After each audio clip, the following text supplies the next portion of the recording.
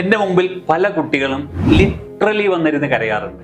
Sir, എനിക്ക് ഈ course മുമ്പോട്ട് കൊണ്ടുപോകാൻ പറ്റുന്നില്ല, അല്ലെങ്കിൽ എനിക്കിത് പഠിക്കാൻ പറ്റുന്നില്ല. ചില കുട്ടികൾ എഞ്ചിനീയറിംഗിലായിരിക്കാം, ചില കുട്ടികൾ ഡിഗ്രി കോഴ്സുകൾക്കായിരിക്കാം. ഈ കോഴ്സ് എന്നെ കൊണ്ട് കണ്ടിന്യൂ ചെയ്യാൻ പറ്റുന്നില്ല. നമ്മുടെ നാട്ടിൽ എന്തോ ചില കോഴ്സുകൾ പഠിച്ചില്ലെങ്കിൽ ഇനി ലൈഫിൽ ഒന്നും ആവില്ല എന്നുള്ളൊരു ചിന്താഗതിയുണ്ട്. പൊതുവെ നമ്മൾ ഒരു കോഴ്സ് കാണുന്നത് പോലും 10th കഴിഞ്ഞു, +2 ഏറ്റവും നല്ല സ്ട്രീം എടുത്തു, +2 കഴിഞ്ഞു, ഡിഗ്രിക്ക് ഏറ്റവും നല്ല ഇൻസ്റ്റിറ്റ്യൂട്ടിൽ പോയി പഠിച്ചു.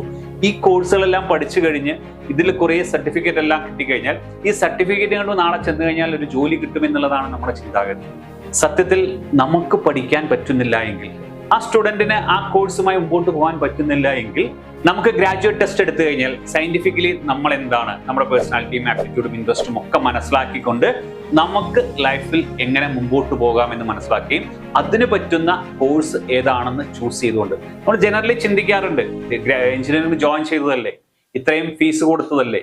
ഞാൻ അങ്ങനെയുള്ള സമയത്ത് പാരന്റ്സിനോട് പറയുന്ന ഒരു കാര്യം, നമ്മൾ ചിലപ്പോൾ 1 വർഷത്തെയോ അല്ലെങ്കിൽ 2 വർഷത്തെയോ ഫീസ് അടച്ച് പഠിച്ചു തുടങ്ങിയിട്ടുണ്ടാവാം.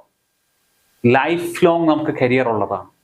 2 വർഷം ഫീസ് അടച്ചു അല്ലെങ്കിൽ 2 വർഷം പഠിച്ചു എന്ന് വിചാരിച്ചുകൊണ്ട് ജീവിതകാലം മുഴുവൻ ആ കോഴ്സ് പഠിച്ച് സഹിക്കണമെന്ന് തീരുമാനിക്കേണ്ട കാര്യമില്ല. 2 വർഷം കഴിയുമ്പോൾ അത് പറ്റുന്നില്ല എങ്കിൽ നമ്മൾ ആ ടെസ്റ്റ് എടുത്ത് ആ ടെസ്റ്റിന്റെ റിസൾട്ട് ബേസ് ചെയ്തുകൊണ്ട് നമുക്ക് പറ്റുന്ന കരിയറിലേക്ക് ആ 2 ഇയർ ബ്രേക്ക് ചെയ്ത് പുതിയ കോഴ്സ് എടുത്ത് മുമ്പോട്ട് പോകാൻ നമുക്ക് സാധിച്ചാൽ വളരെ ശോഭനമായ ഒരു ഭാവി നമുക്കുണ്ടാവും. ഒരു ഗ്രാജുവേറ്റ് ടെസ്റ്റ് എടുക്കുന്നതിലൂടെ നിങ്ങളുടെ ഭാവി ശോഭനമായി വളരട്ടെ.